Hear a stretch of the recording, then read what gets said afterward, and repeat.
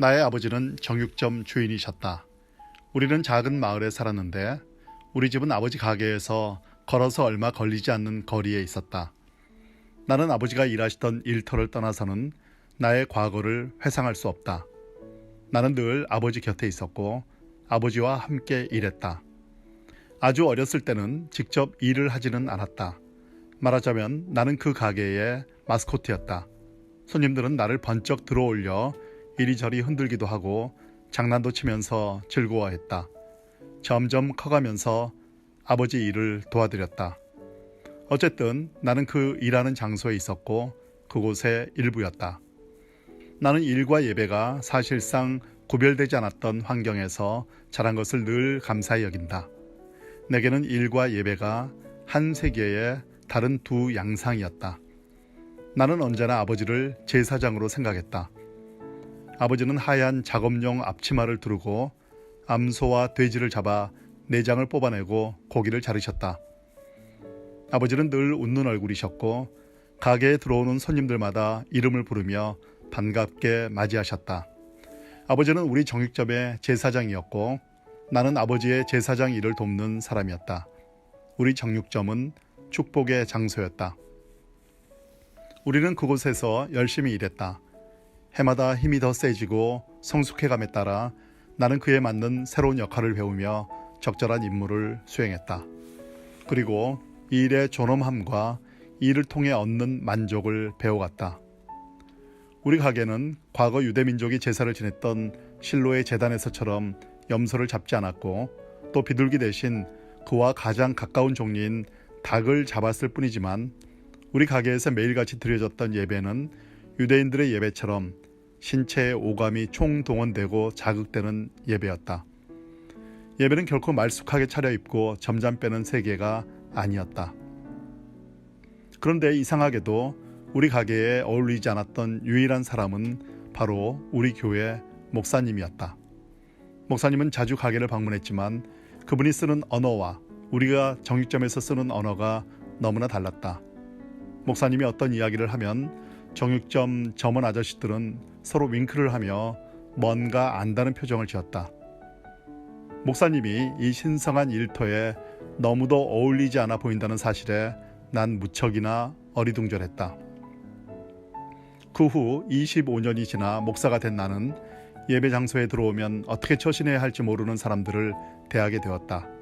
그들은 바깥 세상에서 사용하던 어휘에 최소한 50%는 남겨두고 예배당에 들어온다. 그들은 전혀 다른 어휘를 사용한다. 그들은 조금 긴장하기도 한다. 물론 모든 사람이 그런 것은 아니다. 그러나 그런 사람들이 많다는 것을 보고 나는 그들에게 그들이 일할 때 쓰는 언어로 하나님의 말씀을 전하는 것이 내가 할 일임을 깨달았다. 만일 내가 그들에게 교회에서 쓰는 말로만 이야기한다면 그들이 어떻게 예수 그리스도의 복음을 제대로 듣고 이해할 수 있겠는가? 내가 목사로서 모든 힘을 다해 했던 것은 사람들에게 하나님을 경험하고 예수님께 순종하며 성령을 받는 영성생활의 1차적 환경은 바로 이 일의 세계라는 사실을 말하고 보여주는 것이었다. 나는 모든 진정한 일을 나타내는 말로 왕업, 즉 왕의 일이라는 단어를 사용하고 싶다. 이 단어를 사용하는 이유는 일 자체가 가진 본연의 존엄성에 대해 주의를 환기시키고 우리의 일이란 본디 하나님의 일과 같은 종류의 일이라는 점을 강조하기 위해서다. 모든 참된 일, 모든 진정한 일은 왕업에 포함된다. 또 나는 진짜 일과 가짜 일을 구분하기 위해 이 단어를 사용한다. 인간을 파괴하고 기만하는 일은 가짜 일이다. 일이란 이를 통해 자신의 주권을 표현하시는 주권자 하나님에게서 비롯된 것이며 그 하나님을 나타내는 활동이다. 하나님의 주권은 추상적인 것이 아니다. 하나님의 주권은 일하는 주권이며 일을 통해 표현되는 주권이다. 주권자이신 하나님이 일하시니 우리도 일한다. 우리는 이러한 상관관계를 우리의 일터에서 인식한다. 왕업은 본질적인 일로서 주권을 나타낸다. 일에는 존엄성이 깃들여 있다. 일에는 왕업으로서의 위엄이 깃들여 있다. 거룩한 소명으로서의 일을 회복하는 것은 우리 그리스도인들에게 맡겨진 주된 임무다. 모든 그리스도인의 직업은 거룩한 직분이다. 모든 진정한 일에는 섬김과 통치라는 두 요소가 하나로 결합되어 있다. 우리가 왕으로 경배하는 예수님도 인생의 대부분을 목수 일을 하며 보내셨다. 다윗은 종인 동시에 왕이었다. 사울의 궁정에서 다윗은 왕을 섬기는 왕이었던 것이다. 통치는 우리가 하는 일의 내용이며 섬김은 우리가 그 일을 하는 방식이다. 모든 선한 일은 참된 주권적 통치의 발현이다. 그리고 그 주권을 가장 바르게 행사할 수 있는 길은 바로 섬김이다. 좋은 일을 맡았다고 해서 좋은 일을 하게 되지는 않는다. 우리가 맡은 옳은 역할이 우리가 옳다는 것을 보장해 주지는 못한다. 사울과 다윗은 둘 다 하나님의 영으로 기름 부음 받아 왕으로의 정체성을 부여받았다. 그들은 둘 다 좋은 일을 맡았다. 그러나 좋은 일을 맡았다는 것이 곧 좋은 일을 하게 된다는 뜻은 아니다. 똑같은 일을 수행하는데 사울은 실패했고 다윗은 성공했다. 직업은 중요하다. 이 일은 중요하다. 하지만 이 세상에 이 일 자체만으로 하나님의 목적을 완벽하게 이루는 경우는 하나도 없다. 소명을 따라 사는 삶의 열쇠, 즉 하나님의 부르심을 받고 성령의 기름 부음을 받아 사는 삶의 열쇠는 어떤 직업이나 일을 맡았느냐가 아니라 어떤 환경에 있든지 우리가 그 일을 왕업으로 행하느냐이다. 왜 우리는 처음 만난 사람에게 먼저 직업을 묻는가? 무슨 일을 하십니까? 이는 우리가 서로를 알고자 할 때 늘 던지는 질문이다. 그 이유는 이렇다. 직장, 직업, 하는 일 등은 두 가지 역할을 하기 때문이다. 우선 우리가 하는 일은 우리 자신의 본질을 드러내준다.